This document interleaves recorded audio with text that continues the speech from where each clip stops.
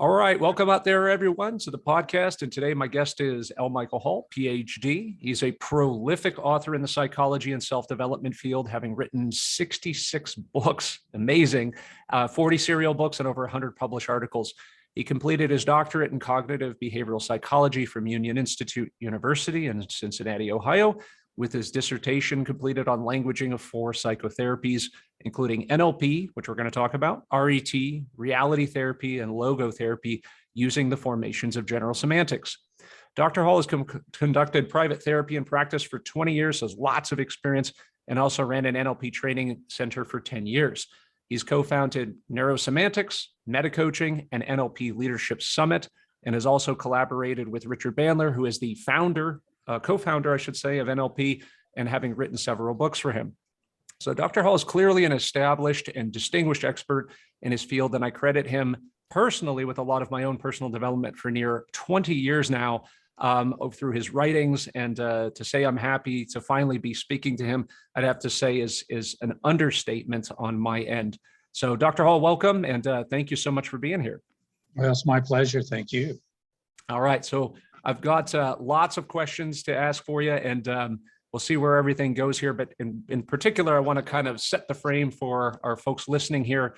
I want to talk about 2 primary different kind of elements here, chunking this into. Number one, we're going to talk with Dr. Hall about helping us understand how our minds actually work. And the second thing that we're going to do is we want to talk a little bit about actually putting this stuff into action to change how our minds are doing things. And that way we can kind of clarify those 2 different things because they're both super, super important. So Dr. Hall, you are obviously a super huge expert in the field of neurolinguistic programming. Can you help our audience understand what neurolinguistic programming, or the acronym NLP, is? So the simplest definition is it's a communication model. It's how our brains enable us to communicate with ourselves and then with others. And as a communication model, it identifies, as it were, the channels of communication. So how I communicate to myself is I make pictures in my mind of things. I record sounds. I say words to myself. I have sensations. And so these become the levers of communication. So when I want to change my communication, changing any one of those features will really change the messages I'm getting. And when I communicate to someone else, if I enrich the visual system, auditory system, kinesthetic system, or the language system, it changes the communication, making it richer, or diminishing it, making it less effective. So NLP, the neurolinguistic, is the neurology and it's the linguistics that we use to create our sense of the world. That's a great description there. And I can imagine the immense variety of ways that people create their internal realities as a result of this, because we have a lot of words available to us, don't we? Oh, definitely. So, and you'd started off as, I would say, I don't know if I would say a psychologist, and going through cognitive behavioral therapy as your specialty. And so that has its own kind of stuff. And then how did you kind of move into NLP as a result of going that way? How did you stumble upon this? So the rational emotive, or the cognitive psychologies, are all based on one basic principle: as we think, so we feel. As we think, so we behave and act and move around in the world. Change the way you think and the behavior will change. So that's cognitive psychology. What NLP did, and what I found in NLP, was it fleshed it out into a lot of details. So how do I think? Well, I think visually, auditorily, kinesthetically. And so it gave me many more details than just you think. And so when I found that, I realized that this was going to make a lot more specificity and precision in what I was going to do in the field of therapy. So in cognitive behavioral psychology and training, do they not have specific kinds of technologies and tools like we see with NLP? For the most part, no. basically Albert Ellis and Aaron Beck and those who developed the cognitive approach, they would argue with beliefs. Interesting. Well, if you've ever argued with anybody about what they believe, you know that this is not an effective way of causing change, because people will defend their beliefs. So it sounds as if you kind of get with if a therapist doesn't have, again, a technology for implementing these sorts of discussions or progressing them, then really what it gets into is if you were naturally gifted at being influential, you were probably going to be able to help the patient. And if not, you didn't. Exactly. That doesn't sound like a great way to have consistent results with people. Exactly. And my wife and I, and my wife's a clinical nutritionist, and we talk a lot about this because there's so much psychology that goes into our work, and the field is just constantly arguing about saying, healthcare practitioners are not psychologists. But the ridiculous part of that is that we're actually trying to enact behavioral change with people. So we have to understand this. So, and the challenge we always said is it was like, well, what happens in the psychology field? I mean, do they have their own models for this, but in referring sometimes to different types of therapists, we just see inconsistent results. They didn't really seem to have a system, which led us to want to seek out practitioners that used something like NLP, because then we would associate that to say, well, maybe they have a system for implementing the things that they did. So, and in my work early on, as I discovered neurolinguistic programming, it was probably Tony Robbins in the beginning. But as I had learned where a lot of his information came from, that's where I came across your books. And I remember book number 1 was User's Manual for the Brain, which in reading that was just like this aha moment of like, what is happening here? Where's this information is actually available to be able to put structure to actually helping people, understanding people and helping them change. So that's a big deal. Okay, so and this interest in moving into that direction obviously was helpful. And I do want to make an additional distinction here is NLP oftentimes gets intermingled with hypnosis. And what is the relationship between NLP, hypnosis, and their difference? So if NLP is a communication model, the original founders decided to start modeling Milton Erickson, a famous medical hypnotist, who used hypnosis in medical areas. And of course, what he did was communicate in a hypnotic way and with hypnotic linguistic patterns.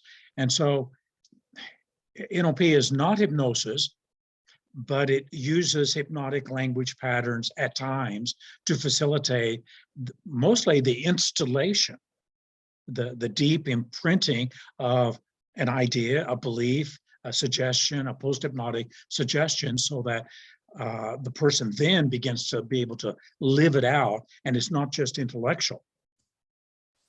That is a huge topic that I want to talk about. So we have this model of communication, right, in which we're trying to probably extract information from people and to understand their internal reality, and we can communicate with them. And then we have this other tool over here, hypnosis, which is actually when we figure out what we want to do, that you use this model to kind of get that information in there. Am I right on that? That's one way to, that's the best way to use hypnosis, as helping a person understand what they want to install.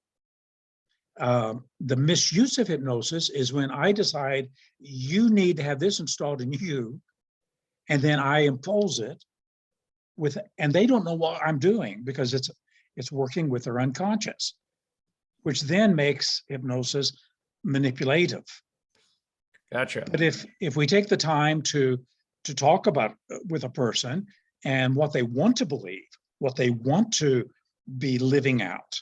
So one of the questions we ask in Neuro-Semantics is would you like to commission that thought to drive your behaviors and body and emotion, so that people choose their hypnotic trance.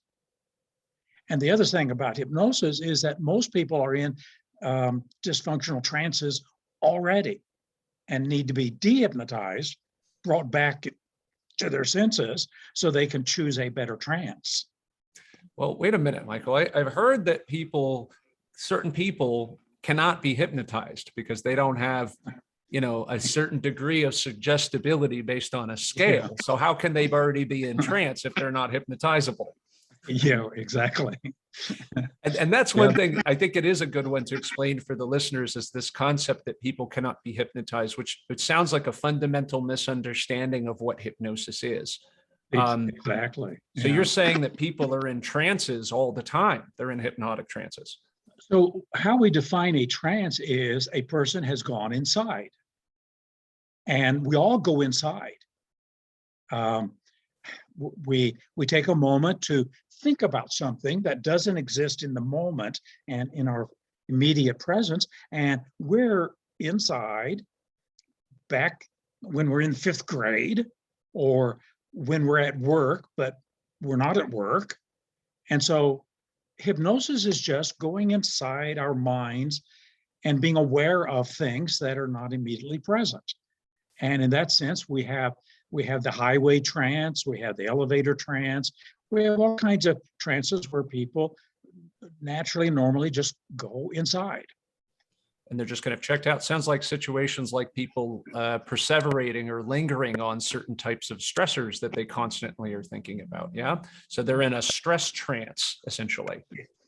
Yeah. Well, I experienced this a lot in my work and working with people with chronic pain, that we talk about this in that the paradoxical element with chronic pain is that by considering or continuing to overemphasize or pay too much attention to the sensory input of pain, you're raising the brain's awareness of those sensory inputs, which oftentimes makes you more sensitive to it. And that sounds like they're in a pain trance, essentially. Yeah. Okay, so, and we're definitely going to talk about how to actually break out of that, but the recognition that it's happening sounds like it's first step, very important that they're doing it, right? So as you got into NLP and you started to implement this work into private practice, did you have a great amount of success with it, and in what ways? Like, which things did you seem to make the most progress on people, or I would say in some cases run into dead ends with them, like in terms of the model and the way that you had to expand it? So at the time, when I was doing therapeutic work, I was in a small Colorado town. So I was seeing a range of everything. It wasn't like I could specialize as if being in a large city. Yeah. And so saw everything. And the thing that was the common denominator between whether it was people with conflict with family members, or going through a divorce, or suffering depression or alcoholism, whatever it was, the common factor was the way people talk to themselves. And by catching how they talk to themselves, which induces the state or the trance that they were in, by breaking that, then it opened up opportunities and choices. And what NLP did for my therapy practice was essentially put me out of business. You're fixing people fast, huh? It was too quick, too fast. And so I started getting into doing trainings in communication. That led to a lot of other things. And so I decided that what I would do would be to model expertise. And so I moved from being a therapist after a few years into just looking for expertise in human beings, because the NLP presupposition is that if somebody can do something, they can get over depression quickly. They can be resilient in the face of adversity. They can, instead of taking insult, just not take insult and stay calm and cool. Then there must be a structure to it. There must be a communicational structure to it. And if we can find it, then it becomes a resource for anybody who wants that experience. So this is an interesting point, in that you moved from therapy toward this, like more successful modeling, because it also sounds like this idea that we are constantly focused on, and in my world, in talking about exercise, which is a lot of times practitioners are so fixated on finding problems with people and then trying to fix those problems, which from a therapist perspective sounds logical, but on the patient's end of this, the message that they're receiving is that they're broken and that something is wrong with them. And it starts to develop a neuroses with them about certain things. Like, for example, in my field and early on in my career, I was taught posture. You have that posture is pain and all this kind of stuff. So then what people would start doing, say, you're in pain because your posture doesn't look like this textbook. And, people would start, and the encouragement is to get them to correct their posture. But then I'd start to see a degree of obsessiveness about that, is that people were now, they get out of pain when I'd help them make changes, get their muscles to relax and so forth. But then the problem is I created another issue, which is that now they were terrified of not having good posture because it was going to mean that they were in pain. So I feel like we're along this lines of this transition from, again, the broken therapy model toward teaching them how to be successful. Is that right? Yeah. So it creates what I would call a false orientation, being oriented to problems. And of course, if you're oriented toward problems, then you're going to find them. And you're going to find some things as problems that aren't problems. Now, that sounds like something that is a higher frame, which I want to talk about, but dropping the hint in there is a larger program that a person might be running, right? Yeah. So I love that idea, and I hope the listeners are catching this, is the shift between these two things, right? Marketing is constantly problem-based. We know that in marketing, if you're putting together a website or you're writing an ad, what you want to do is attack the problem, or to tell people that they have a problem that they didn't know they have. So that seems like that's really what it is that maybe our minds are also so programmed to search out problems. Right. And our brain is, and especially the lower parts of the brain, it is designed to search for problems. And so searching for problems, finding problems, solving problems is what the brain does. And so it's natural, but it can be overemphasized to where instead of looking for solutions and looking for strengths and looking for resources, we look for problems, and the orientation becomes just too strong. Yeah, and helpful to know to the listeners, Mike's written a whole number of books about this, about leadership and so forth, which is about, having skills and so forth to obviously solving problems, but developing these other skills as well. So that's great. Okay, so let's talk about a few other things. And you took the NLP model, you did some additional things. In particular, you had designed some additional models that coincided with NLP, or say linked into them. One of them in particular was something that I found extremely profound. And when I got into NLP, I was learning all of these techniques and nothing really strung them together. And they seemed to be very kind of separate. And then you brought in what you call the metastates model. And this was just such a game changer, that almost to the point where I'd start not thinking about other techniques because it was so it seems so important and so powerful. So you talk about what a metastate is and why you developed it and what it does. So in terms of the way we communicate to ourselves, I not only communicate maybe this is fearful and go into a state of fear, but then I can have a second thought. And my second thought is I'm afraid of my fear. And that second thought, that second response, first response is to the fear, that may be accurate or may not, but the second thought is not about the world anymore. It's in reference to myself. And this is the part of the brain that does reflexivity. We can think about our thinking, we can feel about our feeling. And if you don't manage that well, then you can bring negative thoughts against yourself, and the energy has nowhere to go except to your body, to your mind. And this is how we humans can create all of the pathologies we have that animals never experience. So you never see a cow worrying about going to the slaughterhouse. Yeah. Because they don't have enough consciousness to be aware of their awareness. So a metastate is a state about a state, and it sets the frame for our states. And as such, is the most important thing about a person is not, are you afraid or not, but what do you think about your fear? Gotcha. And the answer to that will tell me if they're turning their energies against themselves or if they know how to be kind and gentle with themselves, so that they use this reflexivity for their well-being and their health and their energy and their resourcefulness, or against it. So I can see how that could be many things that just come to mind is, for example, people that have some type of experience, let's say like an anxiety or a panic attack. So you have this thing that occurs, but then what happens is people start to be afraid of having a panic attack. And then it starts to lead to other problems like withdrawal and, from society and so forth. Or again, maybe what I was just talking about in terms of the postural thing, right? So they have this feeling state of fear. And then what they do is then they start to have a feeling about that. And maybe that's not so much the same thing, but more like the panic attack situation. And I think that always struck me, that I've had lots of people over the years, because it seems to be obviously something people are more willing to talk about, is having anxiety or panic attacks. And they never seem to have any awareness of kind of what is going on when they have that, despite having seen multiple therapists. And amazing that they never seem to have any strategies to deal with it.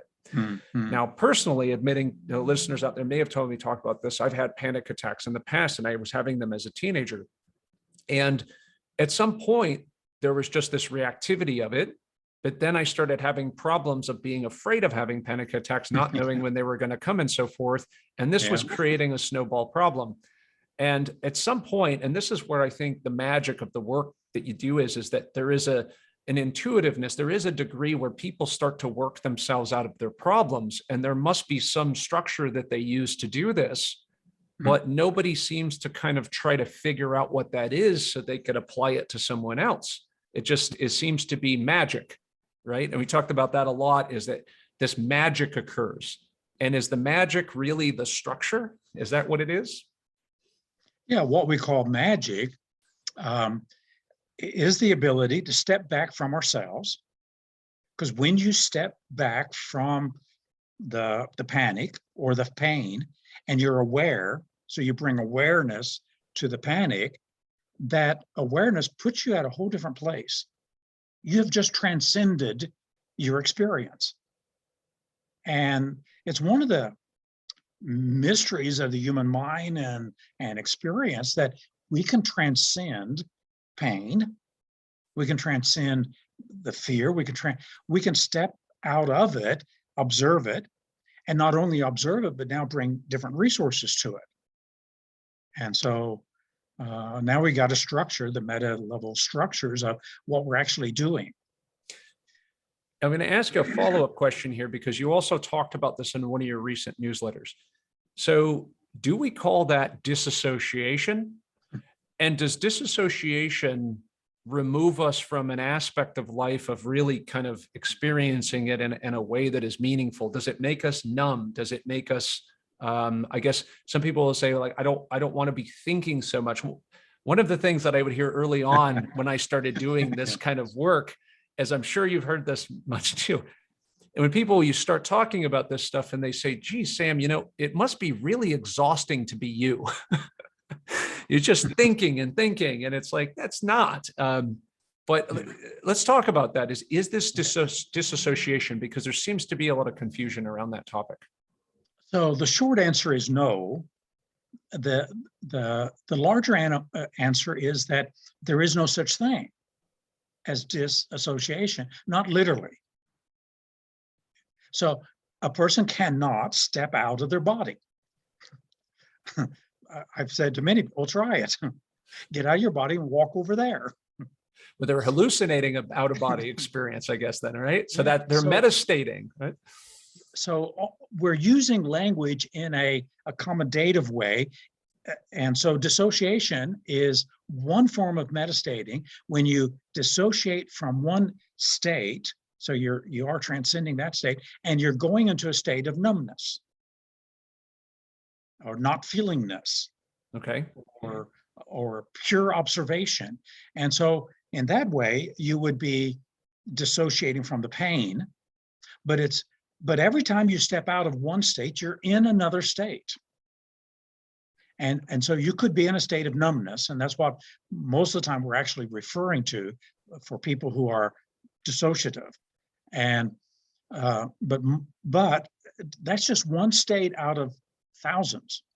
You could dissociate out of the pain into joy, into calmness, into relaxation, into care, into love, into curiosity, into learning, there's just many, many other things. So that's why it's not dissociation as such, but it's stepping out. So the question now becomes, you're stepping out into what? And we humans have the ability to numb ourselves. So one form of pain control is, think about numbness.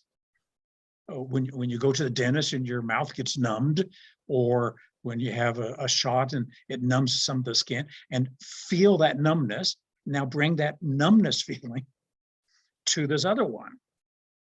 And that sounds a perfect way, those of you who are listening to this dealing with pain, it sounds like a good technique to have, is to at times to be able to do that, probably, especially when pain might be very intense. So whenever we talk about this and dissociation, however we want to phrase it there, and meditating and so forth, always the question starts to come in is meditation and mindfulness, and how these things relate to exactly what you're talking about. Okay. So when you bring one state to another state and you step back and you are observing the first state, you're observing it through the second state. Now, if I'm observing it through observation and just witnessing, that'll tend to be mindfulness. So one form of mindfulness is being fully aware, fully mindful of what I'm doing. If I'm stepping into learning and I'm looking at my previous state through the lens of learning, then the kind of mindfulness will be learning mindfulness. If it's curiosity, it'll be curious mindfulness. If it's compassion, it'll be compassionate mind. So whatever state you're stepping up into and looking at the first one, it qualifies the kind of mindfulness that we're bringing. Now, on the negative side, if you step out and you access a state of judgment, which most people are so absolutely skilled at doing, so now the kind of mindfulness is judgment mindfulness. And that's the kind of thinking that most people say is painful and overthinking. The problem isn't overthinking. It's the kind of thinking they're doing about the first thinking. This sounds like exactly a reasoning why some people resist mindfulness if they are an internal judger, right? Because once they become aware of their thoughts, they go right into making themselves feel bad, and then therefore they don't want to be mindful. Right? Exactly. Okay. Yeah, they are so quick to access. I'm inadequate. I'm flawed. I'm imperfect. I'll never amount to anything. And they're so quick to access those kinds of thoughts. So they're going to run from that. Right? So, yeah. So, and the idea also, and this has come to mind a lot, and especially when you were just talking about this, is that if we think about in our field, in the field of health, a lot of stuff with hypnosis and neuro-linguistic programming, this stuff has been around for so long. I mean, it scares me to even think 30, 40 years now it's been this long. But at the same time, and things have progressed so far in these fields, and some of these things that just get day one learnings on these trainings, but yet now mindfulness is now just becoming popular. And mindfulness, just getting people to become aware of things, is life-changing for some people, which is amazing to me because it seems so level one. If you're now aware of your mind, but that's barely scratching the surface of what you can do. And being able to do other things. And meditation, I run across so many people. I'm absolutely an advocate of any techniques that people want to do that help them feel better. But I find that so many people in pain and so many people with challenges in their health are meditating and spending time doing that, but it doesn't seem to be carrying over to other things. And I'd love your opinion on why that might be happening. But they seem to be able to sit still and do transcendental meditation or do mindfulness techniques and get to this, which I have no idea if they're in this. We use things like heart rate variability and so forth to see what the brain is doing. and they seem to be, getting to a better state, but that state is not blending with anything else. It doesn't seem to be making many other things better. So can you talk about that? Is that these state inductions or these meta state processes that seem to be stuck in a container and they're not getting generalized? So I would say that most meditation, the value of it is they're stepping into calmness. They're relaxing. Yeah. And they're being calm. The problem with is that the calmness sometimes is trying to move away from dealing with reality, dealing with whatever needs to be dealt. So they're getting so calm that they're trying to avoid thinking, and they might find some mantra to just keep repeating so they don't think. So instead of a calm alertness, a calm learning, a calm curiosity, calm resourcefulness, it's just calm. Gotcha. And so now the calmness is good, but as you said, it's just first step. And unless there's something else, another resource, it's not going to make that much of a difference. Doesn't seem like it's enough to solve problems in your marriage or to change your eating behaviors, is to meditate over here and get calm. That then, you enter right back into life where all of these issues come back up again, right? Yeah. I think that's such a key point. And that, again, I see the value in doing it because most people are so stressed and going 24/7. It's probably a huge benefit for them to just step out for a second and relax. And this is part of the model and all of your work, which is, again, what I try to encourage people to understand a lot more of is, that meditation in that state is only as good as also it can be applied into a situation where you need that. So if you can sit and meditate for 10 minutes, that's great. But if, your children are driving you insane and running around and you can't access some degree of that calmness, then it's not getting applied into a specific context.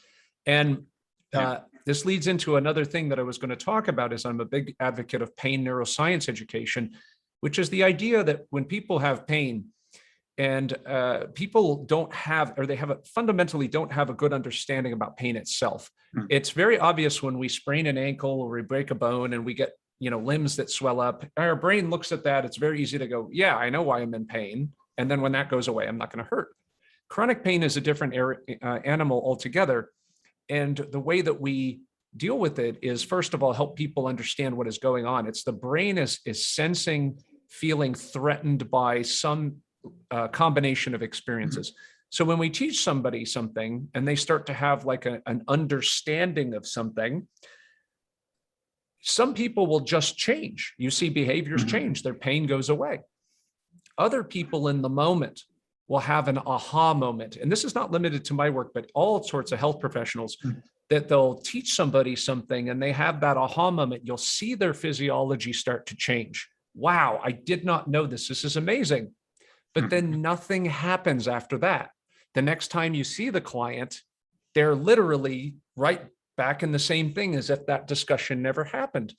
And that is very frustrating for practitioners feeling like they had that breakthrough. What is happening here? And how do we fix that? And helping people bridge that gap. Yeah. So what we've done in Neuro-Semantics to address that is to address what has been labeled as the knowing-doing gap.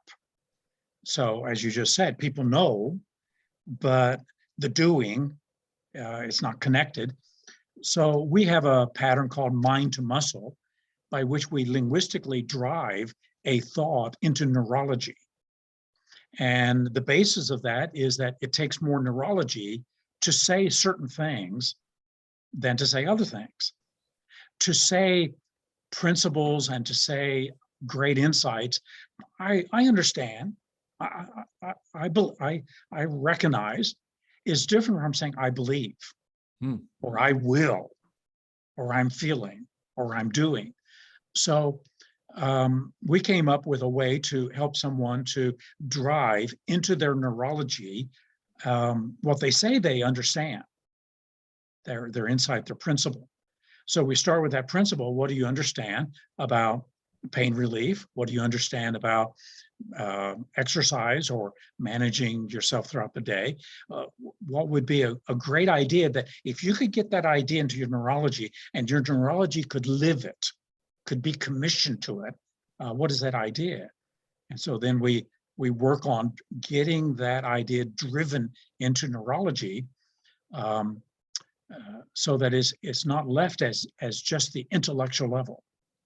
So we can take word, and this is kind of something that I think a lot of people are interested in too, is that what's the difference between a thought, a belief, a value, some of these things that just seems to be, how do you get one to transition into another? And first of all, I hear language. So when we use certain words that are more powerful, and I think what you're referring to, you could correct me if I'm wrong, is these modal operators, right?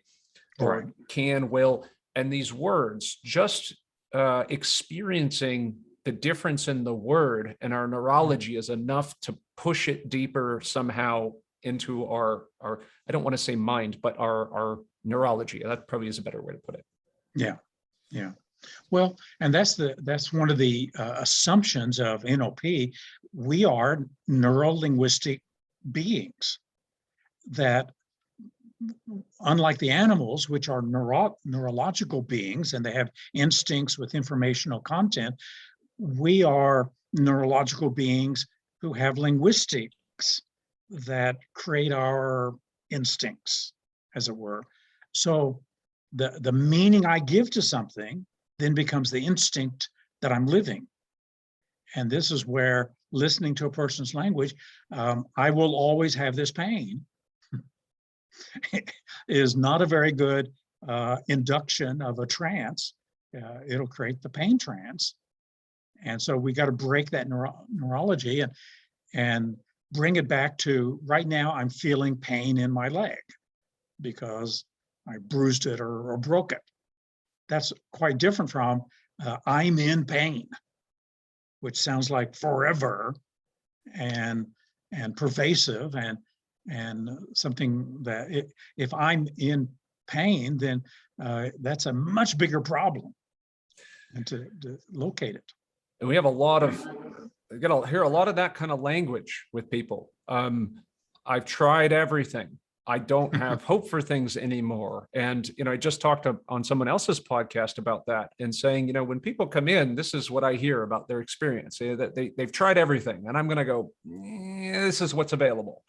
And they're listening to their language is so finite. And conditions in particular in health always seem to be that way, where people tend to take something that is fluid and we don't know, meaning that something is a temporary or it is an isism, it is occurring in real time, and then they put it into this thing that becomes a box that becomes finite. And conditions a lot of times are that way. And unfortunately, conditions that I always remind people of is, look at how much health and medicine is learning. So these things that used to be finite are now not finite because we know more about them. Yeah. So that sounds really important, is also just to change the structure of the language and to play with it a little bit. And it does sound like that a lot of that is going to be very personalized. It's going to be based on that own individual. Yeah. And the one thing I'll bring up on that too is that for listeners, and once we talked about the meta states, especially the one that I think it hit home is the judgment meta state. I can imagine what happens, and because I experience this too, is that when people will start becoming aware of their language, and just with the awareness that they're doing these things, the judgmenter comes right in and starts judging that they're using that language, and then it starts becoming a thing again. So if they recognize this, I mean, it's probably, and this is where I think where my own agenda is, and we'll talk about this, is this: people really need to overcome the issue or the stigmas that are associated with working with somebody with this.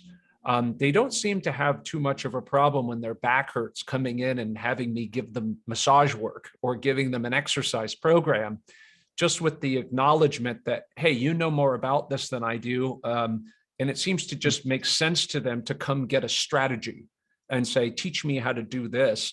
But when it comes to this work, we seem to run into a huge sticking point. as if it's like somehow different. If you don't know exactly how your mind works and how to auto-magically change yourself, then you're an idiot or something's wrong with you. I mean, do you see this as just being a huge issue? Yeah, well, and this is another orientation. This is the judgmental orientation towards self is the problem. And the solution is going to be a compassionate, a respectful, a dignity orientation toward yourself, that you're a human being, you have value, you're fallible. So be gloriously fallible and embrace and welcome the person you are. Creating that orientation then allows the change work to occur. And the change work is going to be now just very elegant and smooth. And it's going to move forward without getting stuck at all the judgment against self. Gotcha. And so there's a lot to work out there. And I hope people are really getting the message here with this stuff, is that, you know, we have to be mindful. We have to be aware of what it is that we're doing. We have to engage with it. And something else that I wanted to throw in there, because always going back to the big things that I learned from your books, the spirit of NLP was a big one, which was the book that you had wrote about Richard Bandler's NLP practitioner, master practitioner training. And I think everybody needs to read at least the first, 10 to 15 pages of this book, because it talks about what you really well define and flesh out the spirit or the attitude of a practitioner. And we get so lost when we're working with people about the techniques, and the techniques just seem to kind of be it. In my world, it's one hand position. It's called myofascial release. It's called this. And that doesn't matter so much. What matters is what you call the attitude that drives it. And the way that you think and approach things. And I guess you fleshed it out with, like, you could fill us in with curiosity, with these states that seem to make them so less serious and more willing to play with this stuff. Can you talk a little bit more about why that's important? Well, so one of the things in meta states is that the state that you bring to your state is going to qualify your experience. So if I'm in a learning state and I think learning is boring, and I bring boredom to my learning, then I've got bored learning. But if I bring joy, I've got joyful learning. Same thing with myself. So in meta states, we do 3 meta states to self. First of all, respect, unconditional value. The second is acceptance. I'm a fallible human being. I'm going to make mistakes. And then appreciation. Here's my strengths. Here's the things I can do very well. And I'm going to focus on that. And that sets up self-acceptance, self-appreciation, self-esteem. And so it creates that orientation, and it's going to start qualifying. Now the person is safe enough to face whatever is threatening or dangerous, painful to them. And so it's that qualifying effect of the meta state that modifies and qualifies the experience. And so that's why the second response that you have to anything is more important than the first. And the third response you have to the second response is more important than the second. And there's 2 things that come to mind there. Is that, number one, of course, that's why my daughter does not follow through with doing anything until I make it fun. You know, that sounds right? And those of you who love that old phrase that I just keep hearing it, I hate these old anchors, but how does that make you feel? And how does that make you feel? But, you know, and just kind of driving the point is that a lot of that is what we're trying to get to is, you know, what are you thinking about your thoughts and so forth, right? Very powerful stuff. Now, I want to move into some things because for time purposes, I also want to get to see these other things. That one of the things that you have done, first of all, I have to ask you, how the heck have you written 66 books? And you seem to just, now people, I just want everybody to understand Michael's books. So they're not pamphlets, you know, we're talking dense material. And I mean, I have spent there's times, or if you look at my purchase list from your books, you'd probably see it. Sometimes there's a year gap or more. And that's because that's how long it took me to get through the book. And because people will read things, and what I absolutely did not want to do is just read things for the brain part. I need to do the work. Yeah. And there's so much density in that work. The fact that you can just put all of these books out is just incredible to me. And you wrote, I think, a manuscript. It was a book about this, about writing mastery. So you take these topics and you apply Neuro-Semantics and NLP, and you extract these strategies, and you seem to kind of just really dive deep into these things to try to pull these strategies apart. Are you applying your own model to writing? How gifted are you as a writer, just naturally? Well, so one of the recent books I wrote, it'll be out for publication in a month or so, is Executive Wisdom. And in writing that, I did something on the side. I wrote my own biography. And so writing and looking at that has been developed over 40, 50 years. And when I looked at some of the writing that was 40 years old, I went into a state of embarrassment and shame. So you still do this? like I put that stuff out because it was not good writing. Many years ago, maybe 40 years ago, I started reading one book on writing every year. Some years I read many books on writing. So I studied the field of writing. And then somewhere in the 1990s, I decided to model best-selling authors.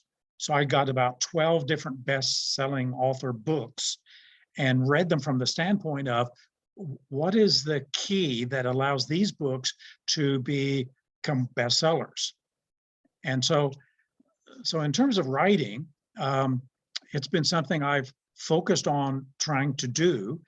And you habituate anything after a while, and then it comes fairly easy. And so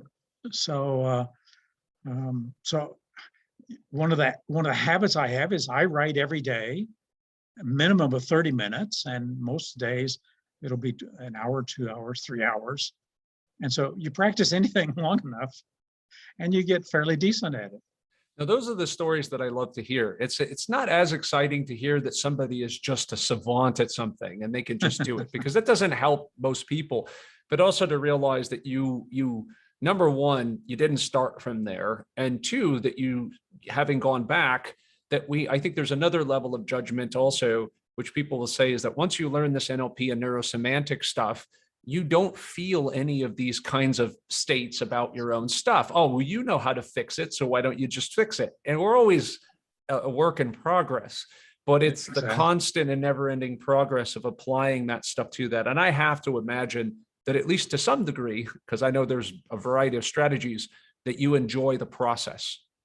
Oh, exactly. Yeah. So, and that's one of the keys to anything, loving what you do. If you love what you do, it's not work. It becomes part of the flow experience, that the competence and the challenge are coming together in a synthesis, and you love it because you are becoming more through the experience. That's great. And so many different projects, and I'll bring a couple of these up because when you look at the kinds of books, and one of them, for example, that I look at is Michael wrote Inside Out Wealth. And so a lot of this was, you had wrote a book and extracted the real juice out of all the books on wealth that you had read and put it into something. Now, I think the most powerful thing here that some people might find overwhelming, because it's, again, the density, but it's the questions and the constant questions about the different questions and things that really kind of flesh out, I think, what a therapist or a coach would do for you is to ask you these questions and actually have to figure that out. So, just as a warning, when you read these books, you have to answer the questions. So you have to do a journal. And that's what I learned after a while, because I would read and I couldn't get through 4 pages because there was questions, and I had to I had to pull out the journal and start answering them. But that was the key difference. And if I were to take one moment just to say it, because I really appreciate it, the book that probably changed my life was Unleashed. And it was the book that you had wrote was one of the series, I think, of the meta coaching in the way that you lay them out now. But it was about Maslow's hierarchy and about self-actualization.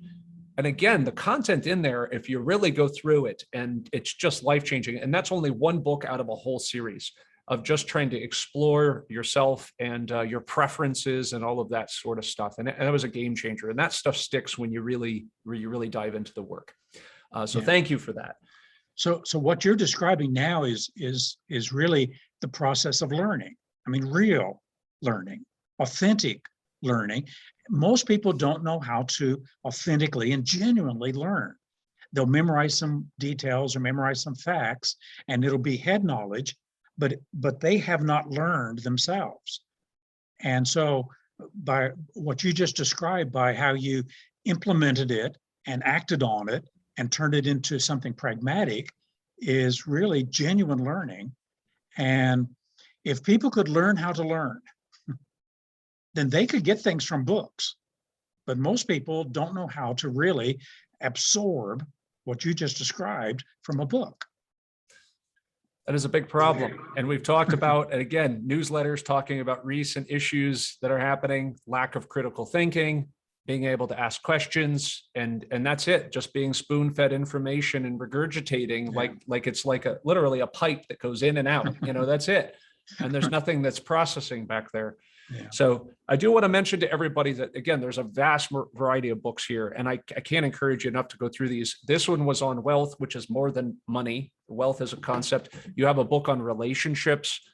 There's a book on it's health, but in particular, I think there was parts of it that were really pertain to a lot of people have issues with weight loss.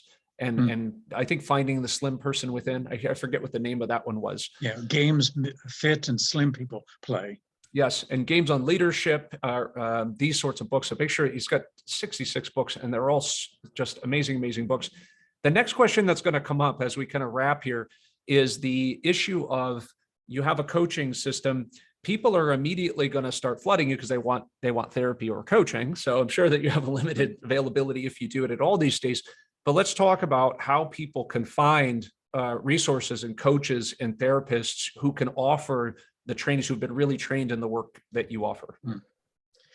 So Neuro-Semantics.com, just one word, Neuro-Semantics. For coaching, if you click on meta coaching, then one of the first pull down menus is find a coach. And we've got coaches in something like 66 different countries. So just click on the country, the institute in that country, and you'll see a whole list of coaches. We've got nearly 4,000 meta coaches that are licensed around the world. And so there's lots of coaches people can find.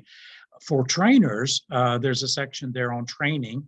And if you click on that button, find a trainer, there's an Institute of Neuro-Semantics in the United States, and there's several trainers there. We have fewer trainers in the United States than probably any other country. Not sure why that doesn't surprise me. For whatever reason here, it's interesting. Yeah. Well, the good news is everybody out there is that, first of all, the coaches who do this work that have been trained by Mindful are going to be at a certain level of quality for sure. And, when you do that, no matter where they're at, I mean, obviously, probably the language barrier is the biggest thing. I mean, virtual coaching. So it's really going to be available anywhere now especially for this kind of work. So we've got to get out there and get more people interested. I think healthcare practitioners need this work because this is so paramount. And in particular for me, and talking with lots of different people, being on podcasts, talking about pain neuroscience, there's a huge gap that's missing here between the knowledge base and teaching people how to implement. And we're working with this realm of, again, I get it. Therapists and doctors they need to be focused on doing the things that they're doing, diagnostic medicine, therapy, et cetera. They need to learn some of these skills. And not all therapists are aware of this stuff. So we get stuck here in the middle of trying to figure out who to send and to help do deeper work with. So the Yeah. work is very much needed, from you, and love to see more and more of your stuff. So again, we talked about where you can find you, but you have a new book coming out soon. What's the book? The Executive, what is it again? Executive Wisdom. So there's a series: executive learning, executive decisions, executive learning, executive thinking, and the new one will be executive wisdom. All of that goes to a basic theme that we started with, thinking, and really helping people be good thinkers, because everything else comes from the thinking. Well, we've got lots of lots of room for improvement in the needing to think realm right now. Yeah. And at some point, I really want to bother you to come back. In particular, I just want to mention one more thing, is that Michael does something now that for years I really wished somebody had done, which is I wanted somebody to know from the land of linguistics and semantics to literally talk about politics and tell us what people are doing and what is happening out there, and to see how we're being bamboozled and manipulated by language and what is actually happening. And you talk about that a lot in your newsletters, which is great. I always appreciate the info that you're putting out there. I'm glad you're doing it, because so many people are so terrified of talking politics. And I'm sure you get a lot of positive and negative feedback from people that don't like to really think critically about these things. But we have to be mindful and be critical about what information we're receiving. And to, of course, the last word there is to think, right? Exactly. Awesome. All right. With that, we'll wrap it up. Thank you so much, Dr. Hall, for being here. It was a great pleasure. And I wish you success on new book launch and everything on into the future. Well, thank you, Sam. It's been a real pleasure, and great questions you asked. I really appreciate it. Awesome. All right. Thank you.